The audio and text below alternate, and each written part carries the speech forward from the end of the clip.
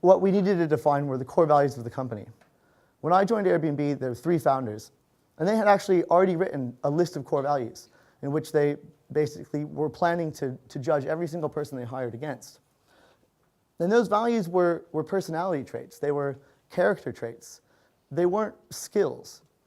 Skills are easy to understand about a person. You can easily and quickly read their CV, and you can understand what they're able to do and what they can accomplish. You can ask them questions on a technical standpoint and really get to the depth of that.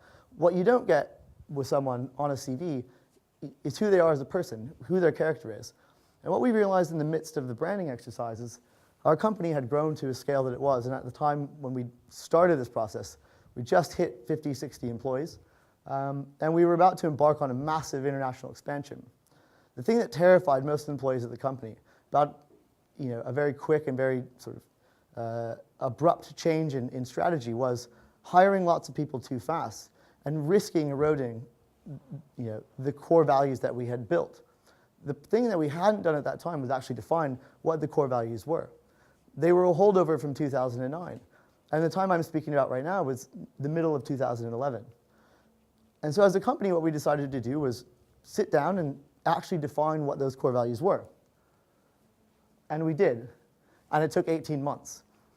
And in the midst of hiring and growing a company from 60 employees to now around 700, we were going through this process. And along the way, we were constantly, trying to figure out and discover what was it about the company and about the people that we hired that was so special. When you go from 60 employees and you decide in 6 months you're going to open 7 offices around the world and hire, basically hire 300-400 people, it's quite scary and quite daunting. Because the thing that you're afraid of is that everyone who had been there for the previous 2, 3, 4 years, what we had built that was quite special a year and a half ago would quickly erode. And the reason we were scared is that we all recognized that that was actually the fundamental of our brand, that the core values of the people who were running it, who were talking to our customers, who were making decisions, that if their character traits matched up with the core values of our company, that they would typify the brand, and that we wouldn't need to go through a branding exercise because the brand ultimately is exuded by the people that run the company. And oftentimes this is the founders. I think there's a real reason that founder CEOs are so powerful and more prevalent today, I think, than they've ever been. It's because oftentimes the CEO and the founder, they become the figurehead of the company, and ultimately they're the ones that embody the brand the most.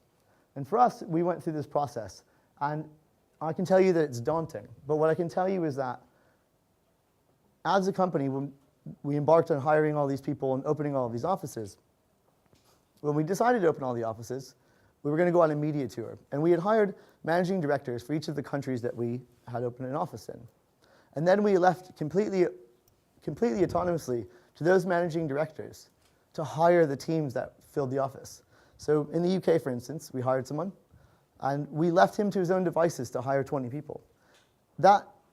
Our managing director's interview process lasted around 4 months. It was a process of finding the right people, saying yes to them, and then we shipped every single one of them to Berlin, where we had an office previously from an acquisition. And I spent a week and a half in Berlin with managing directors that I'd never met. These were the first people, at our company that weren't, scrappy startup entrepreneur people. They weren't engineers. Most of them had come from McKinsey. They all had their MBAs. And we were sent there, basically employee by employee, to go and train all of these managing directors, to spend time with them. And basically, over the course of 3 months, ingrain in them what it was about Airbnb that was so special, and get them to think in the way that we thought, to get them to pull back from over-analyzing figures, and start to build compassion, the compassion that the company had for our consumers and our customers.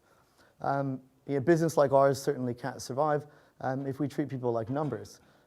And we had to really ingrain that in them. And so we decided actually to lock them up, and for 3 months, I don't want to say brainwash, but it might be a good description. And what came out of it is that once they were left to their own devices, they had about 2 months to hire and build a team. And I came over to, the first stop on the trip was actually London, with the founders of the company on a media tour. We were going to open the office, have a big community event, and spend time talking to journalists about our international expansion. And on a basically 4-week, 7-city, 7-country tour, left at the end of it flying back to San Francisco.